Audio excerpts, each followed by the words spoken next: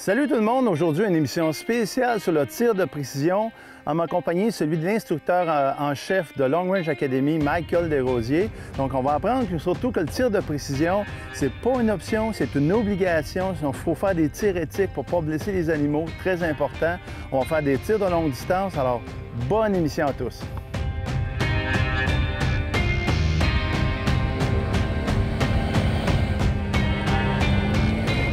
Salut tout le monde, il me fait plaisir de vous présenter Michael Desrosiers, qui est l'instructeur en chef de Long Range Academy, donc celui qui donne les formations. Alors, moi je suis la partie chasseur, mais la partie tir de précision avec son background, c'est Michael. Bon, ben merci beaucoup Pierre. Pour ma part, point de vue de background en tir, j'ai été pendant quelques années tireur d'élite pour les Forces armées canadiennes. Maintenant, j'essaie vraiment de transposer ça, transposer la passion pour le tir que j'ai maintenant, j'essaie de la transposer pour aider les chasseurs au Québec. J'enseigne aussi le tir depuis quelques années et plus récemment, maintenant, Long Range Academy au Québec. Puis aujourd'hui à l'émission, on va parler technique de tir.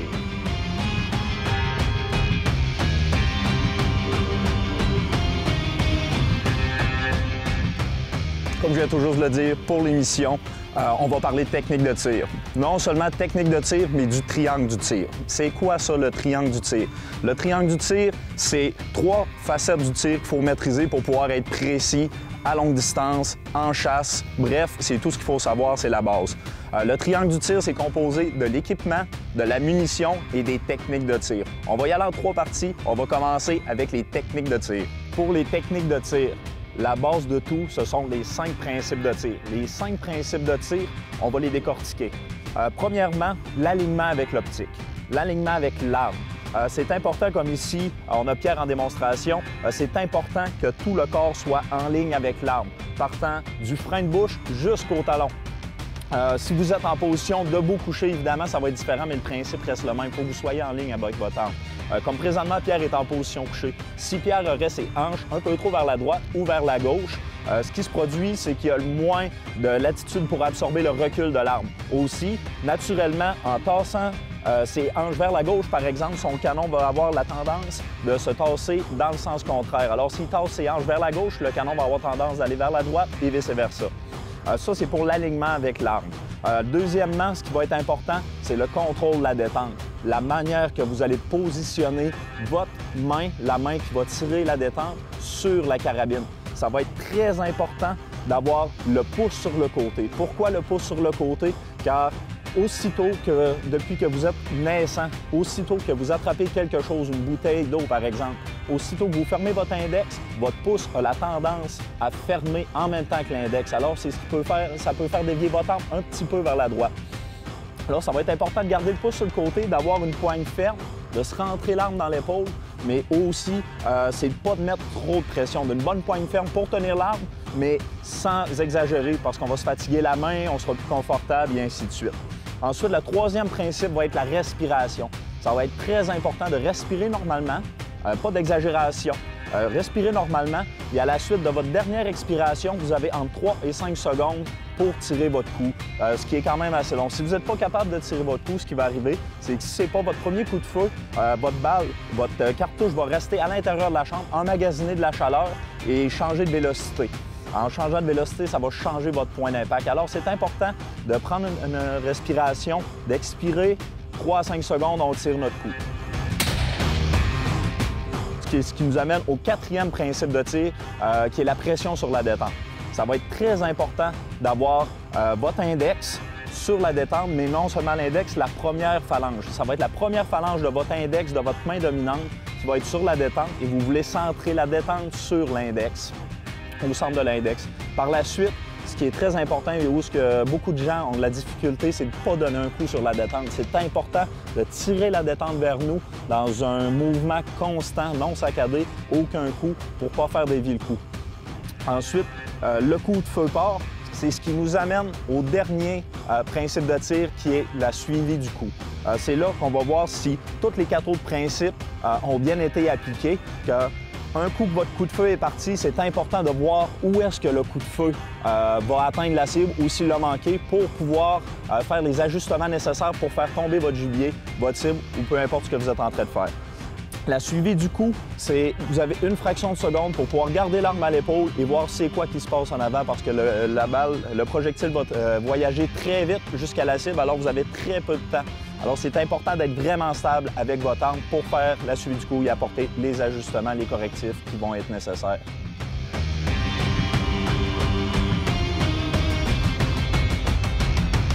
Ce qui va être vraiment important avec les techniques de tir, les 5 principes de tir, c'est de les pratiquer jusqu'à temps que ça devienne naturel. Si je peux me permettre la comparaison, le tir, c'est un peu comme la conduite automobile. Vous conduisez votre voiture sans vraiment vous en rendre compte parfois. Tout se fait avec le subconscient. C'est la même chose. Votre carabine devrait être le prolongement de votre corps, ça devrait être naturel, vous ne devriez même pas avoir à y penser. Alors c'est vraiment important de pratiquer. Un autre point important, surtout pour les chasseurs, ça va être de pratiquer avec l'équipement que vous allez avoir lors du tir. Ce que je veux dire par là, c'est que lorsque vous ajustez votre carabine, vous pratiquez au champ de tir l'été, il fait beau, on est juste en T-shirt comme présentement. Lorsque vous allez arriver pendant la saison de chasse, vous allez avoir plus de vêtements sur le dos, vous allez avoir plus d'équipement sur vous. Ça va être important de pratiquer quelques tirs du moins avec cet équipement-là, voir si vous allez avoir des correctifs à apporter sur votre équipement pour l'ajuster, que vous gardiez ces principes-là, la carabine dans son alignement naturel et ainsi de suite.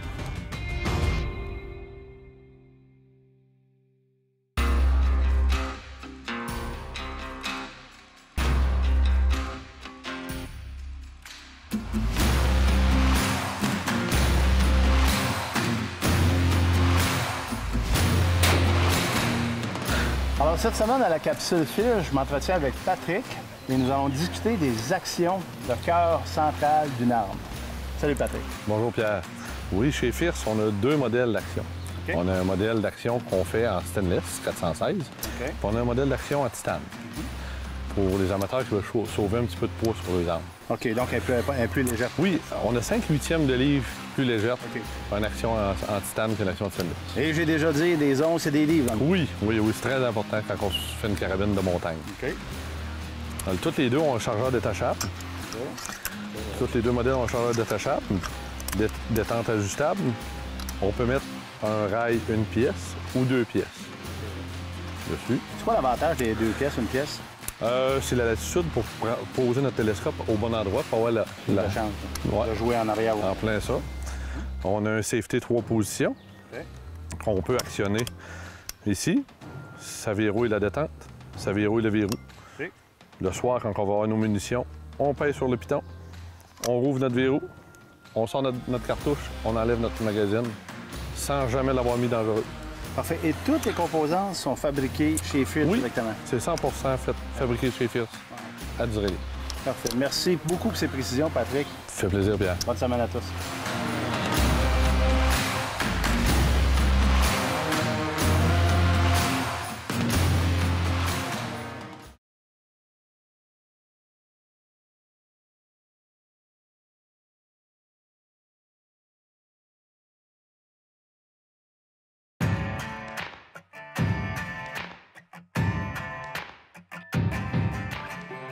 On est maintenant rendu à la 2e portion de notre triangle du tir, l'équipement. On a vu les techniques de tir, maintenant on est à l'équipement. Un petit peu plus tard, on va couvrir la munition. Pour ce qui est de l'équipement, très important premièrement de comprendre votre lunette de visée, de comprendre comment elle fonctionne. C'est une grosse portion qui sont enseignées sur nos cours de base, le fonctionnement des minutes d'angle, les milliradians, le diamètre des tubes, le diamètre de la lentille avant, etc. C'est très important de connaître tout ça.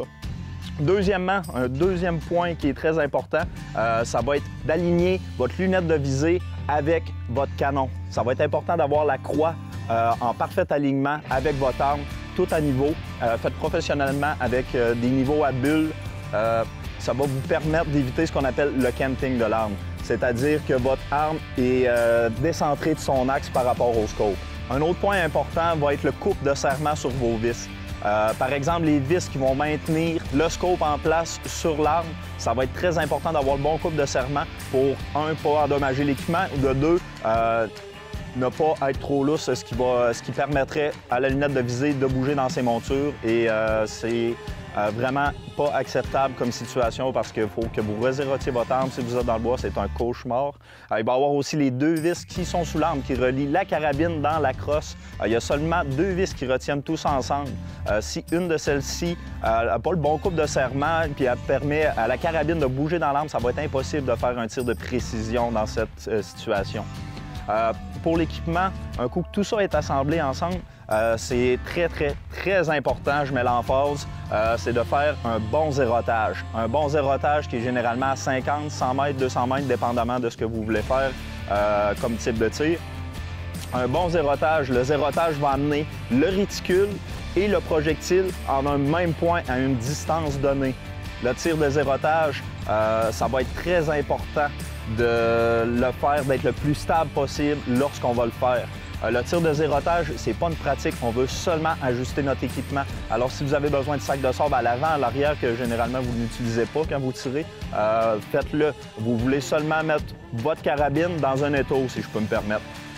Pour voir si, à 100 mètres, le réticule, comme je l'ai dit, le réticule et le projectile arrivent en un seul même point d'impact. Pour compléter notre triangle du tir, on va discuter un peu de la munition. Aujourd'hui, il y a 3 points importants que je veux discuter de la munition. Le premier, ça va être de savoir quelle est votre intention avec votre projectile. Ce que je veux dire par là, c'est que vous allez choisir un projectile en fonction de ce que vous voulez faire avec. Si vous êtes chasseur, vous allez devoir choisir un projectile spécifique à la chasse. Par exemple, si vous chassez le coyote, vous chassez le renard, ça va vous prendre un projectile qui a une expansion plus rapide, étant donné que le gibier est plus petit, avec une pénétration moindre. Tandis que si vous chassez des gros animaux, tels que l'orignal, le chevreuil, l'ours, ça va vous prendre un projectile qui a une meilleure pénétration, une expansion, comme on dit souvent au Québec, un champignonnage plus lent pour pouvoir permettre au projectile d'atteindre les zones vitales, la zone vitale de l'animal pour faire un tir éthique. Le deuxième point qui va être important, c'est de savoir si votre projectile va être compatible avec votre carabine. On appelle ça la stabilité gyroscopique. C'est important de garder en tête qu'un projectile, en règle générale, un projectile plus lourd va avoir besoin d'un pas, le pas de votre canon, le taux de torsion de votre canon plus rapide. Alors, un projectile plus lourd, un pas du canon plus rapide. Exemple, votre projectile n'est pas stabilisé avec un taux de torsion de 1 tour complet sur 10 pouces, un 1,10, alors ça serait peut-être bien de descendre pour un 1,9. Ou si vous avez déjà la carabine avec un taux de torsion de 1,8, un tour complet du projectile sur lui-même sur 8 pouces, alors ça va peut-être vous permettre de prendre un projectile qui est plus lourd, et si votre taux de torsion est plus lent, ça va vous permettre de prendre un projectile qui est moins lourd. Un coup que vous savez que vous avez votre projectile, il est dédié à la chasse, vous savez qu'il est stable dans votre carabine, ça va être important de faire une bonne chronographie de votre projectile. Vous devez savoir la vitesse à laquelle il sort. Ça va être important pour vous faire une table balistique qui est juste, une table balistique qui est précise. Ça va vous donner les bonnes indications à combien ajuster votre lunette de visée en minute d'angle ou en milliradian pour pouvoir atteindre votre cible à diverses distances. C'est ce qui complète maintenant la portion théorique de l'émission. On a couvert les points qui sont vraiment de base, les points fondamentaux du tir de précision, longue distance, la chasse. Si vous désirez en savoir plus à propos de nous, venir apprendre avec nous, venir apprendre avec moi en salle de classe pour vous amuser pour une journée, je vous invite à visiter nos pages Facebook et nos sites Internet. Ça va me faire plaisir aussi de discuter avec vous par courriel pour savoir ce qu'on fait à Long Range Academy au Québec. Puis maintenant, ce qu'on va faire, on va se déplacer au champ de tir et puis tout ce qu'on a vu aujourd'hui, on va aller le mettre en pratique à un tir de 1,5 km.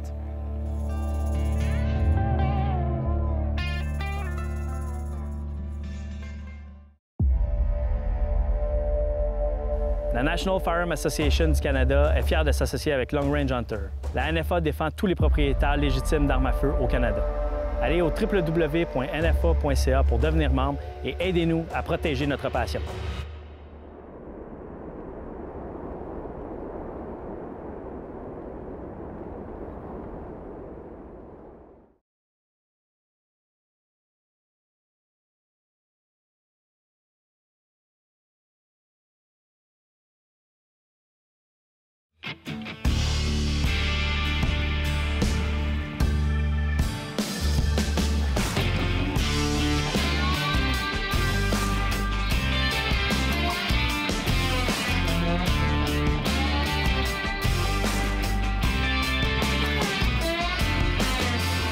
Aujourd'hui, à la capsule X-Reload, nous allons parler rechargement.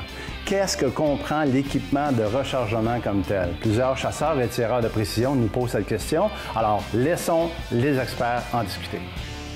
Donc, au niveau des équipements de rechargement, habituellement, ce qu'on va vouloir, c'est obtenir les informations nécessaires à pouvoir l'effectuer de façon correcte. Les volumes pour le rechargement ou les sites web vont pouvoir vous aider à trouver les informations nécessaires afin de faire les bonnes procédures. Ensuite de ça, la première des choses, des équipements qu'on a besoin pour commencer le rechargement, principalement ce qu'on appelle les tumblers. Tumbler, c'est ce qui va vous servir à nettoyer vos douilles usagées. Donc, vous en avez des tumblers qui sont secs et des tumblers qui sont humides. Un des prochains équipements dont on va avoir besoin, c'est la presse elle-même. Vous avez deux types de presse. Vous avez celle qui marche avec un ram ou vous avez les presses qui fonctionnent avec le levier, mais dont les têtes sont flottantes. Ensuite, on va avoir besoin bien sûr d'autres équipements tels que les matrices ou ce qu'on appelle communément en anglais et dans le jargon, les dies. Vous allez voir, il y en a aussi d'énormes quantités. Chaque compagnie a ses types différents, ses manières de procéder différentes. Suite à ça, pour bien sûr être capable de continuer le rechargement, vous allez avoir besoin des dispenseurs à poudre. Encore une fois, une grande variété sur le marché. Donc, par la suite, afin de bien mesurer de façon précise les poudres que vous allez utiliser, il va falloir un autre élément qui est la balance. Vous en avez deux types différentes. Vous avez les balances mécaniques qui utilisent un système de contrepoids et vous avez les balances numériques. Autre outil qui va vous être très important aussi, afin de prendre des mesures précises, afin d'adapter votre munition, va être un vernier ou ce qu'on appelle aussi, dans le jargon, le caliper. Vous avez donc là des bonnes bases pour débuter le rechargement. Par contre, il y a toujours d'autres outils qu'on doit ajouter à notre panoplie afin d'effectuer des rechargements plus précis.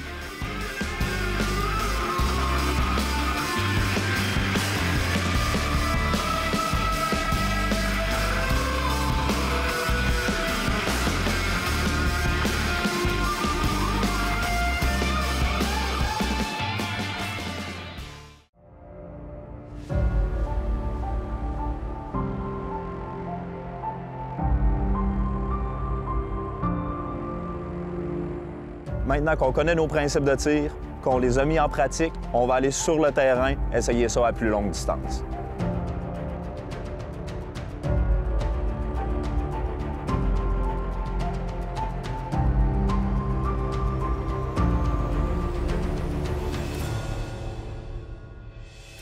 Maintenant, c'est le moment de vérité. Tout ce qu'on a vu durant l'émission, le triangle du tir, là on parle de l'équipement, son ajustement, les techniques de tir, la munition, c'est là que tout va prendre forme. C'est là qu'on va voir si on a bien fait nos devoirs, si on a fait une bonne pratique de tout ça. On va faire un tir à une distance de 1470 mètres. C'est un tir à une distance de 1,5 km. Si le triangle du tir, la munition, comme je viens de le dire, les techniques et l'équipement, si tout ça n'est pas parfaitement aligné, ça va être très difficile, voire impossible de faire un tir à cette distance-là. Maintenant, on va essayer d'exécuter un tir à 1,5 km. On y va.